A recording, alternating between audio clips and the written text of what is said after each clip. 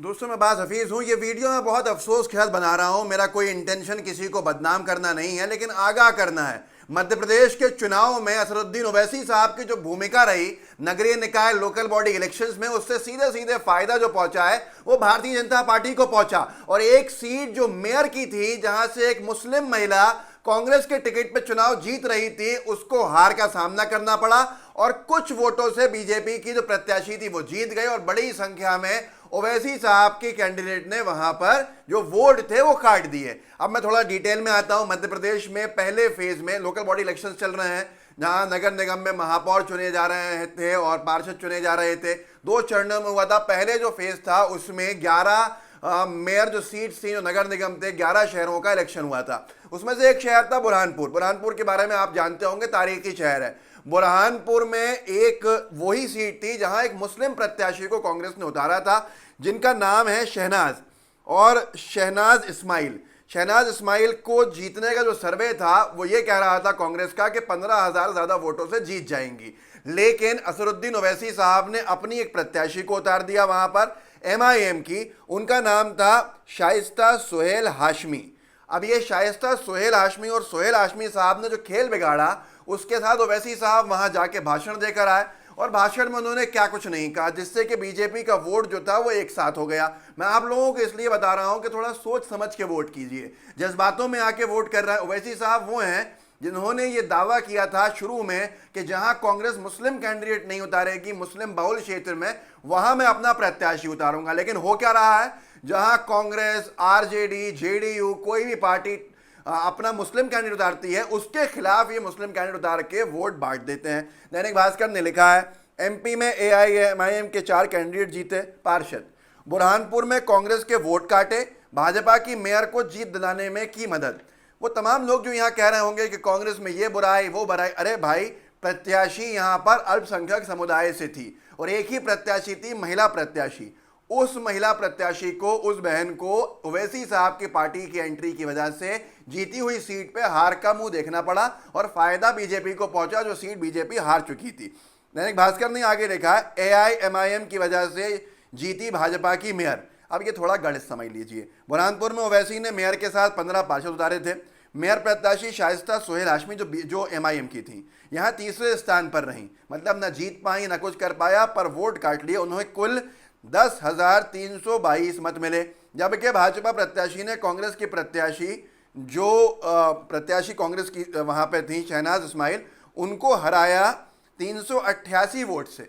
388 vote से कांग्रेस की प्रत्याशी को हरा दिया। बीजेपी 388 से जीती, जिस सीट के ऊपर ओवैसी साहब की पार्टी की कैंडिडेट ने 10,322 वोट काटे थे। अगर ये इस तरह से नहीं खड़ा करते तो ना तो वहां पर वो मुस्लिम नेत्री हारती चुनाव, और उसको हराने के लिए क्यों आना पड़ा उनको, ये समझ से परे है। यहाँ पर आपको बहुत महत्वपूर्ण जानकारी है वो पता होनी चाहिए कि खंडवा में भी, खंडवा एक दूसरा शहर है, वहां भी इन्होंने अपनी महापौर प्रत्याशी को उतारा था, जिसको 9,600 वोट मिले। और जो दूसरी प्रत्याशी थे बीजेपी जो वहां जीती है, वो लगभग 19,000 18,000 वोटों से जीती है। ये वहां जाएंगे, भाषण देंगे, ध्रुवीकरण होगा, जाहिर सी बात है चुनाव में झटका पड़ेगा। मैं सिर्फ इतना कहना चाहता हूं, ये आप देख सकते हैं किसे कितने वोट मिले। ये दैनिक भास्कर ने एक चार्ट डाला है। मेयर प्रत्याशी माधुरी अतुल पटेल भाजपा की तरफ से, उनको वोट मिले 52,629। जो कांग्रेस की प्रत्याशी थी शहनाज इस्माइल, उनको मिले 52,241। और तीसरी थी ये बहुजन एमआईएम की शाइस्ता सुहेल हाशमी, उनको मिले 10,322 वोट। अब आप खुद बता दीजिए मुझे कि ओवैसी साहब जो कहते हैं कि मुस्लिम क़यादत खड़ी करने आए हैं, या वो एक एक करके मुस्लिम क़यादत ख़त्म करने का काम कर रहे हैं, ये सवाल उनसे पूछा जाना चाहिए। मैं पूछता हूँ, मुझे ब्लॉक कर दिया है उन्होंने।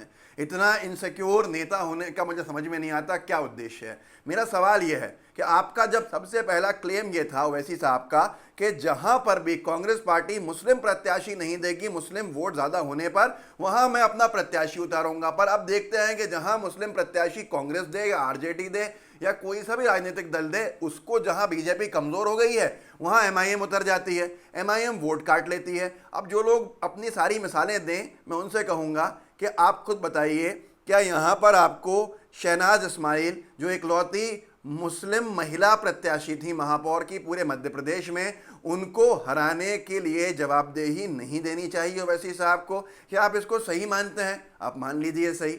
अगर आपको सही लगता है तो फिर शायद आप उनकी भाषण में आ गए हैं। मैं सिर्फ यही कहना चाहता हूं कि ऐसा क्यों हो रहा है, बार बार क्यों किया जा रहा है। मैं आपसे विनती करता हूं इस वीडियो को आगे बढ़ाइए, इसलिए कि आगे विधानसभा चुनाव है मध्य प्रदेश में। ओवैसी साहब अपने प्रत्याशियों को उतारने वाले हैं। 230 विधानसभा हैं, वहां पर जहां जहां कांग्रेस मुस्लिम चेहरे को टिकट देगी वहां ओवैसी साहब एमआईएम के कैंडिडेट को खड़ा कर देंगे, आके जम के भाषणबाजी करेंगे। और उनके भाषण को लेकर जो लिखा गया है वो भी बहुत सी चीज़ें, ये देखिए भास्कर ने लिखा, बताते हैं कि ओवैसी की सभा के बाद हुए ध्रुवीकरण ने भाजपा को लाभ पहुंचाया।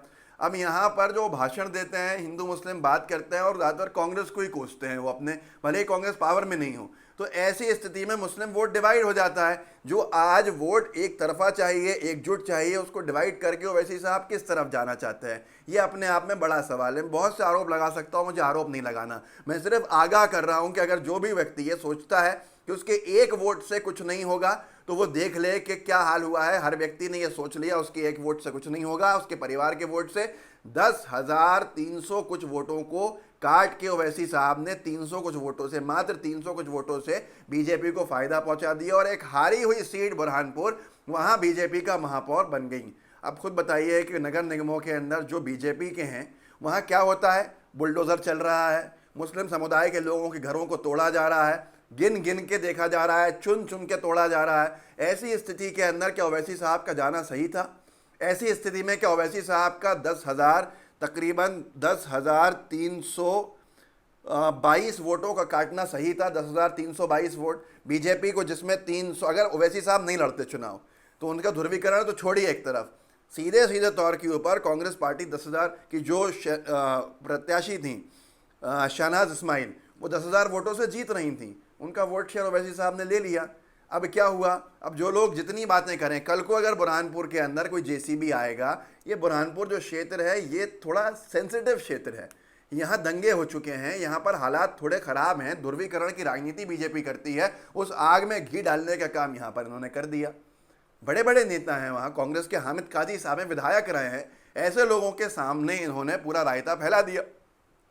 उर्दू का अगर एकमात्र जगह है जहाँ पर उर्दू भी बोली जाती है, उर्दू मीडियम स्कूल है, तो वो बुरहानपुर है। बहुत सारी चीज़ें हैं, मुशायरों का शहर है मध्य प्रदेश का, तारीख़ी शहर है, मुग़ल काल के वहाँ पे तारीख़ी इमारतें हैं। ऐसे हालात के अंदर क्या किया गया है? कल को अगर वहाँ जेसीबीज़ आएंगे, क्या ओवैसी साहब उस जेसीबी के सामने लेटेंगे? क्या ओवैसी साहब ये 10,322 वोट काट के और 380 वोटों से बीजेपी को जितवा कर वहाँ पहुँचेंगे बीजेपी को रुकवाने के लिए कि नहीं करे बीजेपी? विधानसभा में सोच समझ के वोट डालिएगा, मेरी आपसे विनती है, मेरा आपसे निवेदन है। जो लोग नहीं जीत रहे हैं और सामने मुस्लिम प्रत्याशी है, तो फिर आप क्यों ओवैसी साहब के ऊपर अपना वोट खराब करने चले जाते हैं? मेरी कोई निजी लड़ाई उनसे नहीं है, लेकिन अगर कोई कमज़ोर किया जा रहा है, कहीं भाजपा को फायदा पहुंचाया जा रहा है, उत्तर प्रदेश में ध्रुवीकरण किया गया, बिहार में ध्रुवीकरण किया गया, आप लोग कहेंगे बसपा का क्या है, इसका क्या? अरे आप अपनी बात सोचिए, आप अपने आप को कमज़ोर होता देखिए, क्या आपके साथ खेल किया जा रहा है वो सब समझिए। वो आलीशान घरों में हैं, आपके घर जो हैं वो जेसीबी के रडार के ऊपर हैं, और ऐसे हालात के अंदर आप वोट डालने की बात कर देते हैं। वहाँ पर सोच समझ के विधानसभा के अंदर वोट डालिएगा, इस गलती का एहसास ज़रूर कीजिएगा। बुरहानपुर का कोई हो तो उस तक ये वीडियो मेरा हाथ जोड़ के विनती है पहुँचाइएगा। और यहाँ पर अगर आप मुझसे जुड़ना चाहते हैं तो मेरा चैनल है अब्बास हफीज़ के नाम से, इसको सब्सक्राइब कर लीजिएगा। चाहें तो फेसबुक के ऊपर आपको मेरा पेज मिल जाएगा, प्रोफाइल मिल जाएगी, वहाँ फॉलो कर लीजिएगा। इंस्टा और ट्विटर पे भी आप मुझसे जुड़ सकते हैं, लेकिन सोचिएगा, समझिएगा, फिर वोट डालिएगा। शुक्रिया। जय हिंद, जय भारत।